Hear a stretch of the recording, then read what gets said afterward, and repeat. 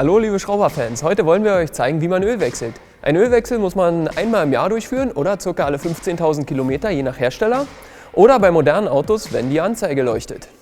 Also ein Ölwechsel ist deshalb wichtig, weil sich beim Verbrennen des Kraftstoffs Rußpartikel oder überhaupt Schadstoffpartikel im Öl sammeln. Feststoff oder feste Partikel, die werden durch den Ölfilter rausgefiltert und den tauschen wir unbedingt mit.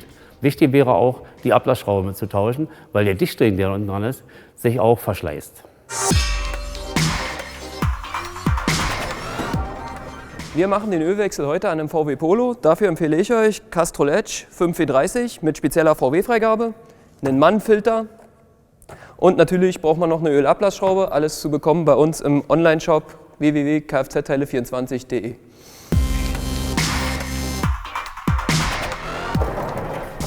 Für unseren heutigen Ölwechsel benutzen wir eine 36er Stecknuss, unsere allzeit beliebte Halbzollknarre, 19er Nuss, diverse Putztücher, unseren Bremsenreiniger, um das Öl besser einfüllen zu können, einen einfachen Trichter. Für den Ölwechsel müssen wir als erstes die Motorabdeckung entfernen. Speziell bei dem Polo müssen wir von der Motorabdeckung unten noch 2 Schläuche lösen und dann einfach mal wie ein Mann eine Abdeckung ziehen, beiseite legen. Anschließend entfernen wir den Öldeckel, wo wir später auch das Öl wieder einfüllen und ziehen den Ölmessstab, damit das Öl später unten ungehindert abfließen kann. Schmidti, dein Part. Jetzt lösen wir den Deckel vom Ölfiltergehäuse.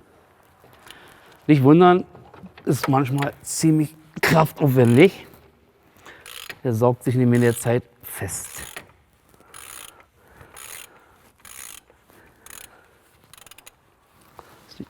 Dann kann das Öl, wie bei den restlichen Sachen, ungehindert in die Ölwanne abfließen. Der Ölfilterdeckel verbleibt in der Position, damit das Öl ablaufen kann. Bitte noch nicht rausziehen, es gibt eine Sauerei. So, der nächste Schritt ist dann das Auto aufzubocken, damit wir an die Ölablassschraube kommen.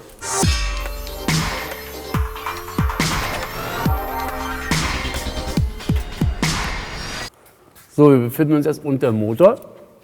Das ist hier die Ölwanne. Und die tiefstliegende Schraube in der Ölwanne, das ist unsere Ölablassschraube. Da ihr ja nicht so einen geilen Ölwagen wie wir zur Verfügung habt, gibt es so eine Ölablasswanne zu kaufen. Die kann man hinterher auch wieder verschließen und damit das Altöl zurückbringen. Schmidti. So. Dann stellen wir uns unseren Wagen auf die entsprechende Höhe, damit es nicht so spritzt. Werkzeugübergabe. Und dann lösen wir die Ölablassschraube.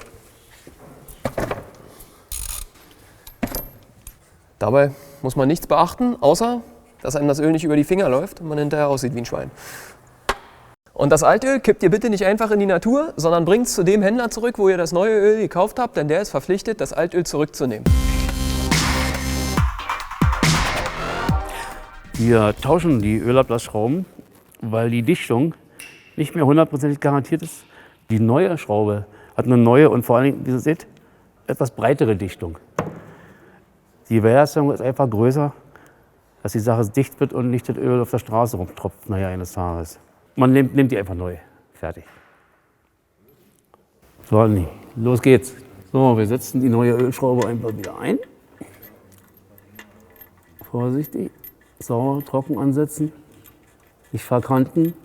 Merkt man immer, wenn es nicht leicht reinschrauben lässt, wenn es in Ordnung ist. Mit der Hand bis dahin. Unsere Ratschenschlüssel. Ja, und fest. Tropfen Öl nehmen wir mit dem Tuch ab.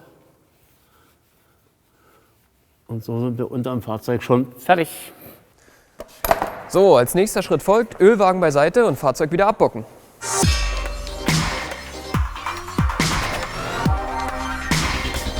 Der nächste Schritt wäre, den Ölfilter zu tauschen. Den Deckel haben wir letztens gelöst. Jetzt wird er bloß noch vorsichtig entnommen. Wir legen uns den hier sauber ab, ziehen den alten Ölfilter ab. Das ging noch einfach. Der Dichtgummi, den wir auch tauschen müssen, der ist manchmal so ein bisschen störrisch. Karo wie auch heute. Oder einfach abschneiden, weil der ist nicht mehr nötig, der kann weg, muss weg.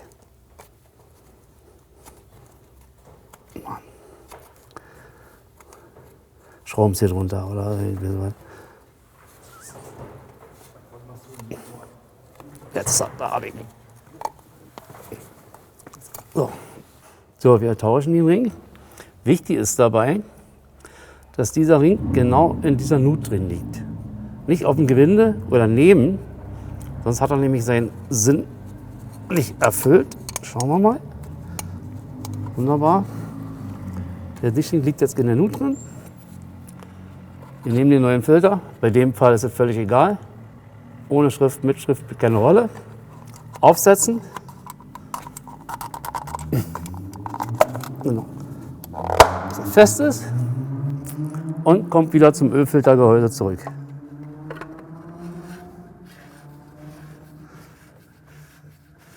Die Hand ansetzen.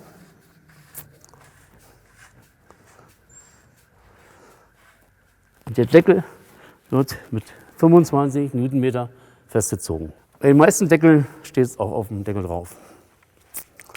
Setzen wieder an. Klack. Fest. Und die alten Teile auch wieder zum Händler zurück. Du holst du schon mal das Öl. Ich mache den Ölmaßstab wieder rein, um nachher prüfen zu können, wie viel wir gefüllt haben. Als nächstes müssen wir das Öl einfüllen. Dazu ermittelt ihr erstmal aus der Bedienungsanleitung die benötigte Menge für euren Motor und kippt ca. einen halben Liter weniger erstmal ein und prüft dann immer wieder den Ölstand, bis er zwischen Minimum und Maximum steht.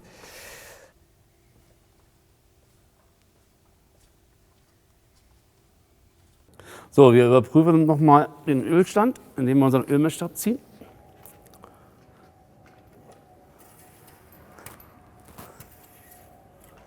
So, steht Mini und Maximum.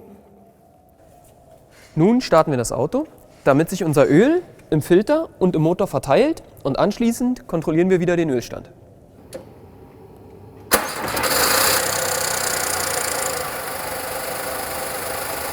Ja, ca. 10 Sekunden sollten reichen. Zu Anfang hört man so ein klackerndes Geräusch.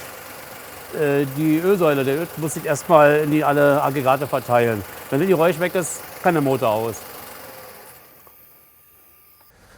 So, nun warten wir ca. 10 Minuten, damit sich das gesamte Öl wieder in der Ölwanne sammelt und wir auch auf dem Ölmessstab den richtigen Wert ablesen können.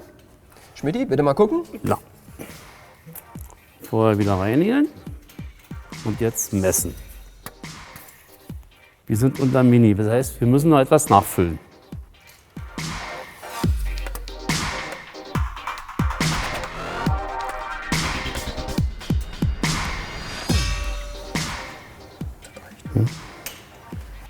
So, jetzt kurz warten und nochmals messen.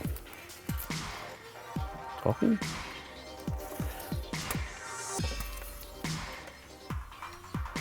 Ah, uns fehlt noch ein Stückchen. Wir sind gerade bei Mini gelandet.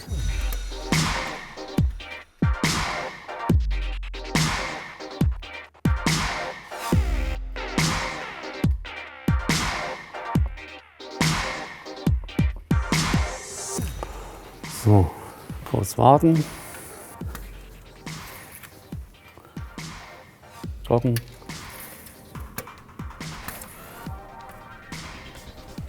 Unser Motorstand ist genau in der Mitte zwischen Mini und Maxi. So soll es sein. Deckel drauf, Verkleidung drauf. Also bei den Schläuchen nicht vergessen.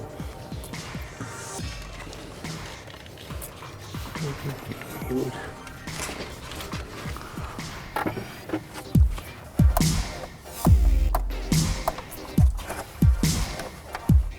Fertig, Schmidti. Und zack. So, und zu guter Letzt den Kilometerstand notieren, damit der nächste Ölwechsel fristgemäß durchgeführt werden kann. Und diesen kleinen Anhänger oder Aufkleber, je nach Ausführung, den bekommt ihr bei eurem Händler, wo ihr Öl gekauft habt. So, das war's. Schicht im Schacht. Und denkt dran, Leute, damit ihr euer Öl nicht teuer an der Tankstelle kaufen müsst, immer einen Liter in den Kofferraum stellen. Dann viel Spaß noch und bis zum nächsten Mal. Gute Fahrt.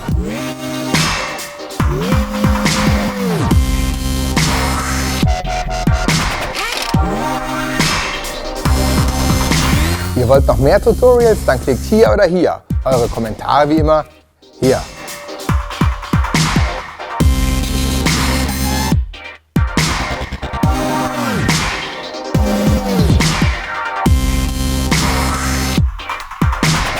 Jetzt würde ich mich aber langsam mal entscheiden.